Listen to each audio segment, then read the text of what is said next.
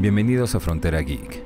El día de hoy les traemos la reseña y narración de uno de los capítulos de historia menos conocido de la saga de Alien. La búsqueda de la desaparecida Ellen Ripley por parte de su hija Amanda y los horrores que encontró en los oscuros confines del espacio. Alien Isolation. Added report. Personal message. This is for my daughter.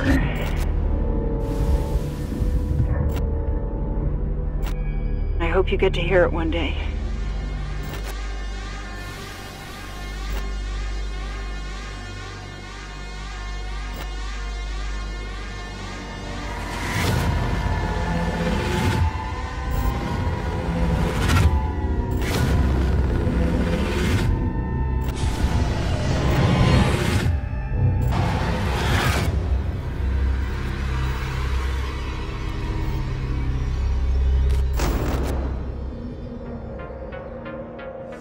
Antes de comenzar, enviamos un agradecimiento especial a nuestros Patreons y a los miembros del canal por su apoyo y fe en el proyecto de Frontera Geek.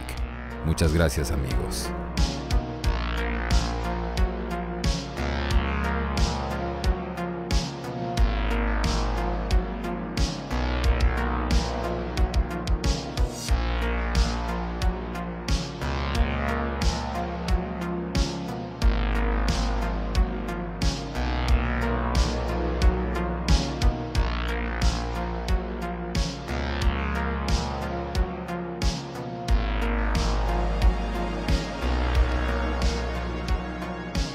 Alien Isolation es hoy en día considerado como uno de los mejores videojuegos del género survival horror y también de los mejores, si no el mejor, de todos los títulos relacionados a la franquicia de Alien.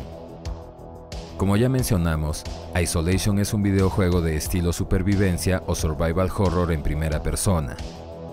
Fue desarrollado por la empresa The Creative Assembly, responsable de la saga de juegos Total War, y fue finalmente lanzado al mercado entre los años 2014 y 2015 bajo el sello de Sega, la multinacional japonesa desarrolladora y distribuidora de videojuegos que también fue pionera en los mismos inicios de esta gran industria. El juego fue desarrollado para varias plataformas y sistemas operativos, tanto para PC en Windows y Linux, como en las versiones 3 y 4 de PlayStation y también en el Xbox 360 y Xbox One. Su gran éxito y aceptación permitió que aún varios años después de su lanzamiento original, el juego fuera relanzado en una edición física limitada y de lujo para el Nintendo Switch bajo el nombre de Alien Isolation The Collection. Una presentación que incluyó un empaque vintage de estilo VHS, incluyendo el propio cassette, un steelbook, pósters, folletos de la inescrupulosa Weyland-Yutani e incluso parches de ropa y la réplica de la estación Sebastopol, escenario donde se desarrolla la historia. Pero ¿cuál es esa historia? Primero tenemos que señalar los antecedentes que permitieron crear el episodio de Alien Isolation. ¿Quién es Amanda Ripley?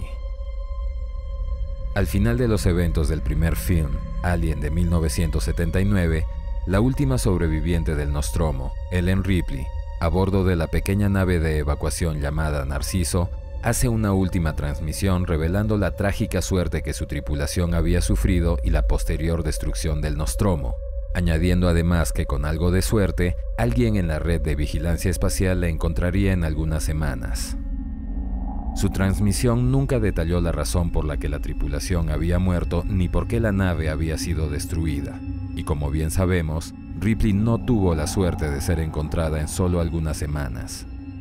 Aliens de 1986 retoma su historia revelando que Ripley fue encontrada flotando en el espacio en hipersueño, 57 años después de aquella transmisión. Tras ser despertada y con la supuesta investigación del ejecutivo de Weyland-Yutani, Carter Burke, Ripley es informada de que su hija Amanda, a quien ella cariñosamente llamaba Amy, había fallecido a los 66 años, 2 años antes de su hallazgo. Su nombre de casada fue Amanda Ripley McLaren, quien habría muerto sin haber dejado descendencia. Al saberlo, Ellen se quiebra y confiesa haberle prometido regresar antes de su 11º cumpleaños, promesa que obviamente no pudo cumplir. Respecto a esto, hay varios puntos que señalar. Lo que Burke muestra a Ellen Ripley es la fotografía de una mujer con rasgos muy similares a los de Sigourney, y esto se debe a que la foto es de la actriz Elizabeth Inglis, la madre de Sigourney Weaver. Muchos no conocen la escena referida, puesto que esta no fue incluida en el corte cinematográfico del film. Fue una de las escenas cortadas que fueron reveladas a lo largo de algunos años en televisión, algunos medios caseros como el Laserdisc y la edición especial incluida en el set Alien Quadrilogy, donde casi todas las escenas cortadas fueron reinstauradas en el film. Obviamente, la eliminación de dicha escena enfureció a Sigourney, pero lo más importante de esto es que esa escena que decidieron eliminar era la base de la evolución del personaje de Ripley, puesto que sintiendo que le había fallado a su propia hija, la aparición de Newt se instauró en su mente como una oportunidad de redimirse. Es por eso que su entereza al salir en su rescate y el posterior llamado de mamá de la niña son tan significativos. Pese a ser genéricos, es a partir de esos datos que The Creative Assembly decidió desarrollar un nuevo y aterrador episodio de Alien protagonizado por Amanda. Alien Isolation tiene un tono cinematográfico excepcional, por lo que este resumen y narración tendrá la mayor cantidad de elementos visuales y argumentales posibles para que puedan apreciarlo en una dimensión cercana a su valor real. ¿Qué ocurrió durante el lapso de tiempo que Ellen Ripley estuvo perdida en el espacio? En el año 2120, la nave de carga comercial Nostromo inició un viaje programado hacia los mundos mineros del sistema espacial Epsilon Reticuli. 2 años después, en el 2122, las transmisiones provenientes de la nave y los 7 miembros de su tripulación cesaron. Estamos en el año 2137. 15 años pasaron y el paradero del Nostromo nunca fue descubierto. Desde el cese de comunicaciones, no volvió a saberse nada de ninguno de sus tripulantes. En octubre del 2137, la nave de salvamento Anesidora encontró un dispositivo de registro de vuelo flotando en espacio abierto, la caja negra del Nostromo. Sabiendo que el hallazgo de dicho objeto implicaba que alguna nave posiblemente estaba en problemas, Henry Marlowe, el capitán, decidió ampliar su radio de búsqueda, y fue así que la Anesidora captó una señal proveniente de un planetoide en el sector.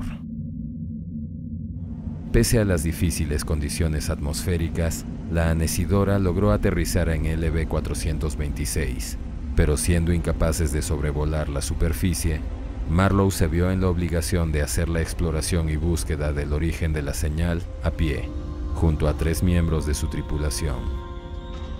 Las condiciones climáticas hacían imposible el uso de artefactos de navegación. La compañía tendría que guiarse por el reconocimiento visual del área. Valiéndose de la intensidad de la señal para acercarse a su objetivo, el grupo avanzó por la complicada geografía del planetoide, hasta que pasada la tormenta, finalmente lo vieron. Una construcción o una nave abandonada, una que evidentemente no era de origen terrestre. Habiendo hallado unas compuertas de extraño diseño, la compañía de Marlowe abordó la nave abandonada. La estructura interna era tan extraña como la externa, más aún perturbadora, y fue siguiendo sus oscuros pasillos que Marlowe y los demás llegaron a un punto aún más misterioso, una sala de control con el aparente piloto de aquella nave, una criatura de enormes proporciones ya fallecida, incluso fosilizada. En aquella sala, el grupo descubrió huellas que indicaban que algo había sido arrastrado, y junto a ellas, cajas de equipos pertenecientes a la misma nave de aquella caja negra. El hallazgo les preocupa, no porque no haya registro de que el Nostromo haya encontrado antes ese lugar, sino porque de seguir con vida, ellos poseerían los derechos sobre todo lo que había sido descubierto. Es por eso que, buscando eliminar la competencia, Marlowe se adentra en la nave buscando el transmisor de la señal, y pese a ser de una tecnología totalmente desconocida, logra apagarlo. La transmisión se detiene. De regreso, Marlowe encuentra a su personal descendiendo por un túnel que, al parecer, también había sido explorado antes por los tripulantes del Nostromo. En el nivel inferior había enormes bodegas albergando miles de objetos extraños bajo una densa bruma artificial. Es Foster, la esposa de Marlowe, quien vio uno de aquellos objetos moverse y abrirse, y confiada por la falsa seguridad que le ofrecía su traje, la mujer cae presa de la criatura que en aquel huevo se encontraba. Una vez más, el silencio de aquel desolado lugar apagó las voces en la oscuridad. Algunos días después, en las proximidades de la estación espacial Sebastopol, los tripulantes de la Anesidora se levantan y piden permiso para acoplarse. Es el Marshal Waits de la estación quien, pese a que debía negarles el ingreso por ser una llegada no programada, decide dejarlos abordar debido a la importancia de sus hallazgos, cuyo valor también tendría que dividirse con la estación.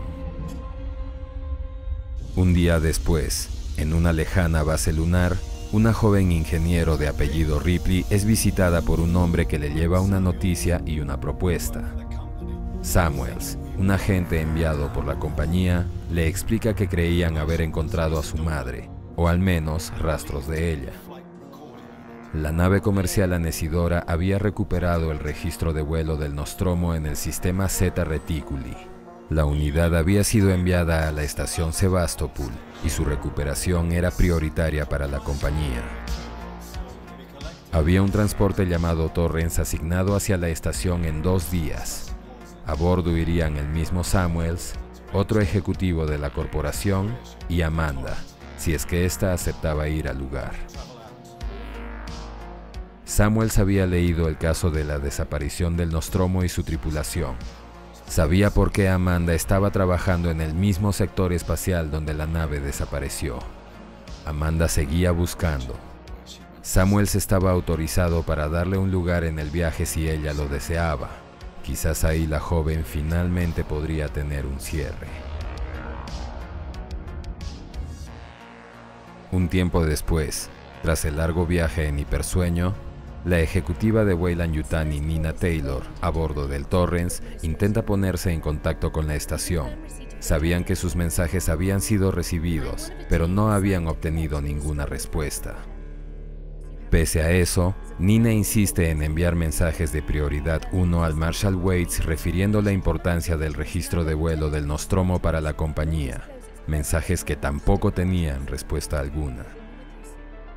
Al despertar, Amanda encuentra en la nave a Samuels, quien, habiendo estado despierto antes que ella, deja entrever que en realidad era un organismo sintético de la compañía.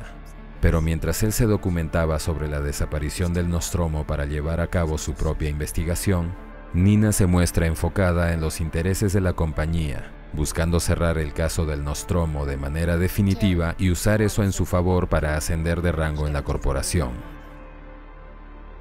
Estando ya en las cercanías de la estación, la tripulación es convocada por la capitán del Torrens, Verlaine, para atestiguar su llegada por medio de los monitores.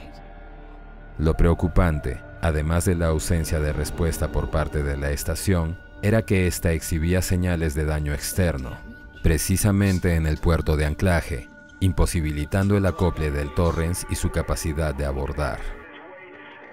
Verlaine y Connor, su oficial de vuelo, intentan obtener respuestas una vez más, pero la señal entrecortada proveniente de Sebastopol no logra aclarar ninguna de sus dudas. Con las comunicaciones y el puerto de anclaje dañados, Verlaine prepara a los viajeros para abordaje por medio de un cable umbilical y trajes espaciales, equipando el de Samuels con un transmisor para mantenerse comunicados. Solo tenían 24 horas para solucionar la situación, puesto que pasado ese tiempo, el Torrens tendría que continuar con su itinerario. Los 3 tripulantes se preparan para dejar la nave, y pese a sus temores e inseguridad, continúan con su misión. Solo unos minutos después, sin embargo, una explosión externa en la estación libera enormes piezas de escombro que rompen el cable del que estaban sujetados y separan a Amanda de sus 2 compañeros. Ripley logra alcanzar una compuerta externa de Sebastopol, y sin pista alguna de lo que había ocurrido con los otros, ingresa en la estación para investigar. Después de quitarse el traje espacial, Ripley investiga la estación en busca de ayuda para los demás. Pero el panorama era desolador. Había daños estructurales en todas partes y ningún rastro de sus habitantes. La estación parecía abandonada. Peor aún, la búsqueda de ayuda y herramientas para abrirse paso por la estación la conduce a encontrar el cadáver de un hombre. El panorama era cada vez peor. Mientras Amanda intenta abrir una compuerta, es sorprendida por un hombre armado que al percatarse de su presencia había comenzado a seguirla. Después de exigirle que revele su identidad bajo coacción, el nervioso sujeto se alegra de saber que había una nave en las proximidades de la estación, puesto que esta última estaba desmoronándose con cada nueva explosión. Sin embargo, ese no era el mayor de sus problemas. Había algo más en Sebastopol. Un peligro aún mayor, un asesino suelto en sus corredores. Después de preguntarle su nombre para disminuir la tensión y sabiendo que lo mejor era contar con alguien que conocía los alrededores, Amanda le pide a Axel que la ayude a buscar a sus compañeros a cambio de un lugar en la Torrens, propuesta que Axel acepta, devolviéndole su herramienta como muestra de confianza. En compañía de Axel, Amanda descubre que la estación aún albergaba a sus habitantes. El problema era el caos en el que habían caído por el daño a la estación y por el asesino que andaba en sus pasillos. Los sobrevivientes habían formado bandas para saquear recursos y acabar con otros grupos que puedan competir por la obtención de alimento y armas. Dicha situación no solo obliga a Ripley y a Axel a moverse con sigilo y ocultarse de otros grupos de sobrevivientes, sino también a enfrentarlos, siendo incluso necesario aniquilar a uno de ellos para seguir adelante. Tras escapar del resto de aquel grupo, sin embargo, mientras Amanda discutía con Axel por lo sucedido, este comienza a escuchar ruidos en los alrededores. Después de ver un extraño líquido viscoso sobre su ropa, su pecho es atravesado por una especie de sable, y aún vivo, su cuerpo es arrastrado violentamente a un ducto de ventilación frente a la mirada atónita de Ripley. Completamente aterrada, Amanda huye de aquel lugar observando cada rincón y rogando que lo que sea que haya asesinado a Axel no surja de la oscuridad. Y así, logra abordar un tren hacia una zona alejada de la estación. El monstruo, sin embargo, la había seguido de cerca. La pesadilla de Amanda a bordo de Sebastopol recién había comenzado. Del otro lado, al terminar el recorrido del tren, Amanda se ve descubierta por una sobreviviente armada que, también asustada, huye en busca de sus compañeros, pero dejando en el lugar un dispositivo de hackeo que Ripley pone a buen recaudo. Oculta y siendo cuidadosa, Amanda logra alejarse del grupo de aquella mujer, adentrándose en la estación y encontrando un arma de fuego estándar, nada tecnológico. Y poco después, el registro de vuelo del Nostromo que había sido recuperado. El dispositivo, sin embargo, había sido manipulado. Los archivos que contenía estaban dañados. Aparentemente, su viaje había sido en vano. En ese momento, el sistema de Sebastopol anuncia un fallo de seguridad, un acceso no autorizado a ese sector, por lo que inicia un protocolo de bloqueo de compuertas que Ripley se ve forzada a hackear para no quedar atrapada. Al salir, Amanda encuentra más cuerpos, asesinados de maneras que no quería ni imaginar. Buscando desactivar el protocolo por completo, Ripley busca la sala de control de aquel sector, y es ahí donde ve por primera vez al monstruo asesino de Sebastopol, cuando la criatura alienígena desciende de los ductos de ventilación en busca de una nueva víctima. Amanda se oculta y, para su suerte, pasa desapercibida por el alien, quien, sintiendo la presencia de otros humanos en los alrededores, sale en su búsqueda.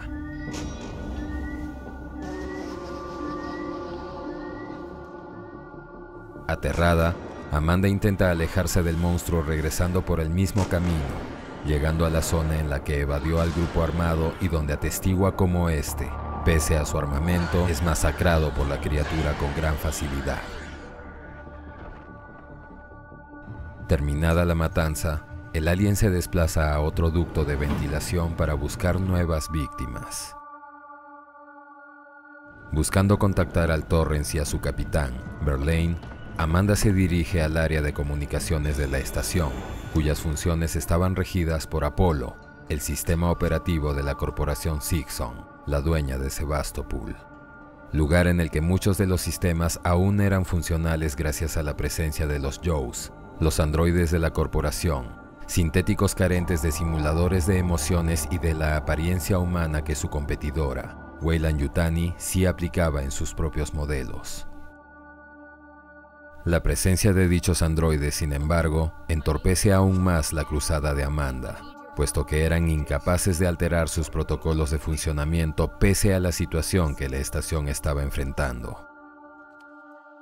Forzada a encontrar el control de comunicaciones por sí misma, Amanda continúa su exploración hallando un dispositivo de rastreo, un detector de movimiento, herramienta de vital importancia en esa situación. Dicho objeto, sin embargo, no impide que Ripley enfrente situaciones de vida o muerte, en cercanía de la criatura donde ella solo puede valerse de su sigilo y entorno para sobrevivir a su acecho. Un ducto de ventilación le permite escapar de ese otro encuentro, aunque ni siquiera en su interior logra abrazar una mínima sensación de seguridad. Es mientras avanza oculta en los ductos de ventilación que Amanda escucha y observa a Hughes, el residente y empleado a cargo de las comunicaciones, discutiendo con uno de los androides Joe sobre la necesidad de reactivar los sistemas de transmisión de Sebastopol para pedir ayuda. El intransigente androide niega sus afirmaciones y lo ataca, asesinándolo al golpear su cabeza varias veces contra uno de los muros metálicos del pasillo. Era evidente que el sistema operativo Apollo había sido comprometido. Pese al peligro, Amanda no tenía más opciones, por lo que se escabulle en el área con mucho cuidado, evadiendo la vigilancia de los sintéticos. Al llegar a la central de comunicaciones, Amanda escucha las transmisiones de Verlaine exigiendo una respuesta por parte de Sebastopol y siendo ignoradas por los Joes. Ahí, aún ocultándose de ellos, Ripley descubre que las comunicaciones habían sido bloqueadas por el propio sistema Apollo, por lo que la tarea de contactar a cualquiera de sus compañeros tendría que depender de otros medios. Durante su búsqueda, sin embargo, Amanda es hallada y atacada por uno de los androides, siendo forzada a destruir al sintético a disparos y golpes. La situación de la estación se hacía cada vez más complicada. Poco después, sin embargo, la mujer escucha un llamado de ayuda proveniente de la red de comunicaciones interna, y al contestar, para su sorpresa y alivio, descubre que se trataba de sus compañeros Samuels y Taylor, a quienes advierte que la corporación Seegson había bloqueado toda la estación y que sus androides habían comenzado a asesinar personas. Peor aún, a bordo de Sebastopol había una criatura alienígena extremadamente peligrosa. Ambos tenían que esconderse en un área aislada. Esto, sin embargo, no era posible debido a que Taylor estaba incapacitada por las heridas que sufrió durante el fallido abordaje. La radio que portaban estaba dañada y no tenían forma de contactar al Torrens. El grupo estaba por su cuenta. Ante esto, Amanda les pide que la esperen y se oculten hasta que pueda reunirse con ellos. La transmisión no autorizada es detectada por el sistema, por lo que Ripley vuelve a ser asediada por los androides asesinos de Seegson. Habiendo logrado evadirlos, Amanda llega hasta la ubicación de sus compañeros, en donde Samuels la instruye para que pueda obtener los suministros médicos necesarios para tratar a Taylor.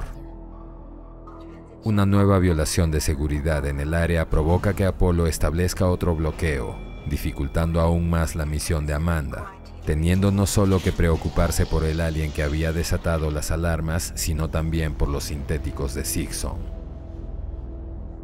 En el área médica, Ripley encuentra más cuerpos destrozados. El perpetrador de los asesinatos era más que obvio. Sin embargo, también encuentra a un miembro del personal vivo, un médico, hombre que tras aceptar ir con Ripley a la ubicación de Taylor, es hallado y arrastrado a la oscuridad por la criatura. Teniendo que buscar los suministros sola, Amanda descubre los registros de la oficial en jefe del área médica de la estación, la doctora Lingard, quien en una grabación se desligaba de la responsabilidad de haber aceptado el ingreso del paciente cero en Sebastopol por haber sido sometida a amenazas de un hombre llamado Ransom, el jefe de operaciones de la corporación Zixon. La mujer que trajeron en la anecidora. El cuerpo médico no sabía con qué tipo de parásito estaba lidiando. Le dejó algo implantado en su interior. No tenían forma de saber qué era lo que iba a ocurrir. Ya en poder de los suministros, Amanda inicia su regreso para reunirse con Samuels y Taylor. El ala médica exhibía los restos del horror que había ocurrido ahí, como el cuerpo de un hombre con un enorme agujero en el pecho. Peor aún, también el cadáver del paciente cero, la mujer que fue atacada por el parásito del que Lingard hablaba en su grabación. Al parecer, Sebastopol sufrió una especie de brote donde varios de sus residentes fueron afectados. La información de la mujer también estaba presente. Catherine Foster, miembro de la tripulación de la anecidora. Los mensajes de Waits, el marshal de la estación, revelaban que la información sobre el deceso de Foster había llegado hasta Ransom, quien, citando los privilegios de su posición en la corporación Zixon, ordenó ser informado de todo lo que sucediera desde ese momento. Como parte del protocolo de cierre, la salida del área médica había sido bloqueada, por lo que la única forma de salir era activar el mecanismo de evacuación hospitalario. En medio de sirenas de alarma y luces de emergencia, Amanda se abre camino evadiendo o destruyendo a los androides, ocultándose del alien e incluso de los otros residentes de la estación, quienes también caían presas de la implacable cacería del monstruo. En un punto de su camino, sin embargo, Ripley se ve cara a cara con el alienígena y sin posibilidad alguna de escapar. Pero es en ese preciso momento en que una explosión detrás de la criatura la deja inconsciente y le compra un poco más de tiempo. Al despertar, Amanda ve todo su entorno cubierto en llamas, pero logra salir del lugar a duras penas a través de uno de los conductos de ventilación. Intentando retomar su camino, la mujer llega hasta la planta de fabricación y mantenimiento de los sintéticos, donde los últimos operarios de la planta también son asaltados por el alien. Pero aprovechando aquella distracción, Amanda logra regresar junto a Samuels y Taylor, a quienes se encuentra en compañía del antes ausente Marshal Waits y el oficial Ricardo.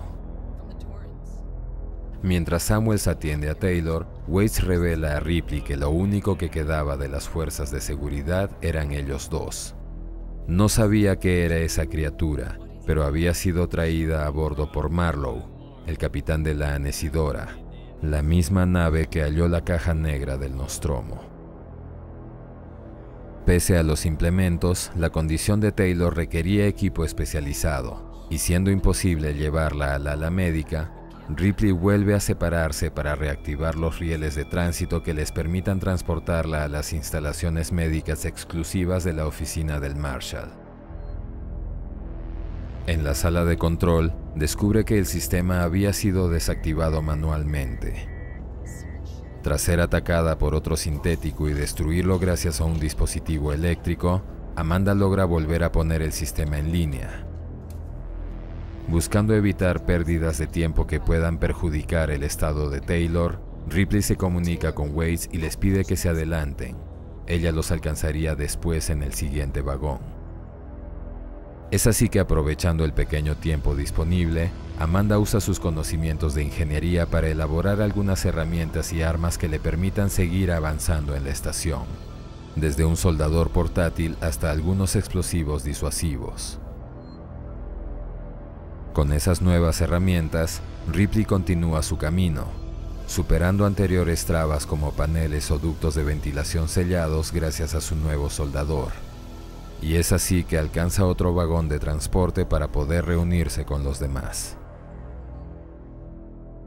Mientras tanto, en otro extremo de Sebastopol, en la oficina del Marshal Colonial, Taylor es atendida mientras un nuevo registro de comunicaciones nos revela que Ransom, el jefe de operaciones de Sixon, se había comunicado previamente con el Marshal Waits para hacerle una propuesta: la captura del espécimen vivo, un trato que le daría lo suficiente para vivir bien el resto de sus días.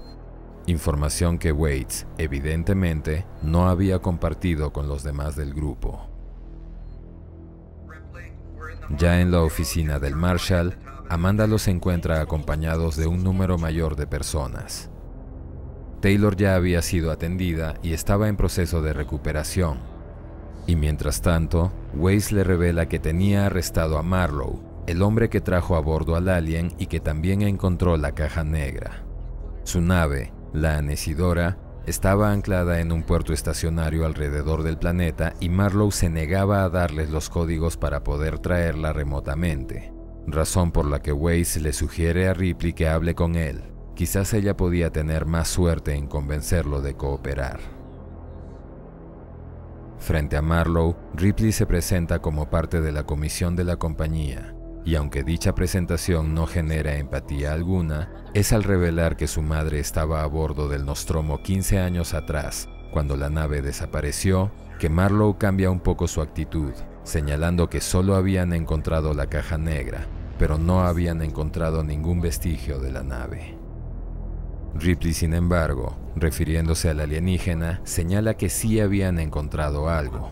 Pregunta que Marlowe evade haciéndole una propuesta: que lo saque de aquella celda a cambio de la información. En ese momento, Ricardo informa a Waits que sus sensores se habían encendido, y este entonces le indica poner en marcha el plan B. Tenían pensado encerrar a la criatura, y una vez logrado, Samuels, quien ya estaba en el área de mantenimiento de los sintéticos, se conectaría con el sistema Apolo para terminar con el bloqueo de la estación. Amanda se ofrece a participar, y para eso, Waits le entrega algo que iba a necesitar en su misión. El alien era como un animal, y todos los animales le temían al fuego.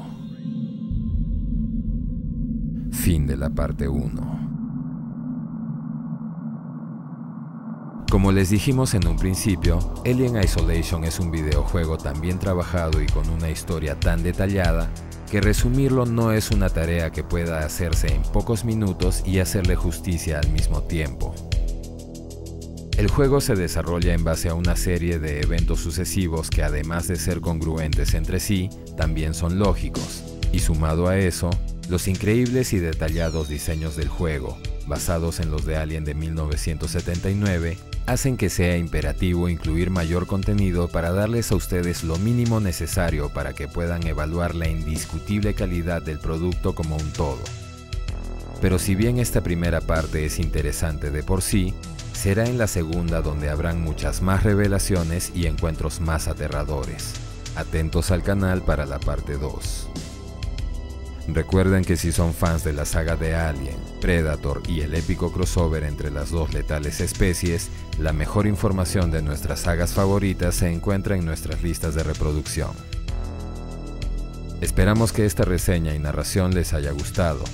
Déjennos su like, compartan el video, suscríbanse activando la campanita y recuerden que pueden hacerse miembros del canal o de nuestro Patreon y así ayudarnos a traerles mucho más contenido como este. Soy Dexeo, gracias por el apoyo y preferencia. Hasta la próxima.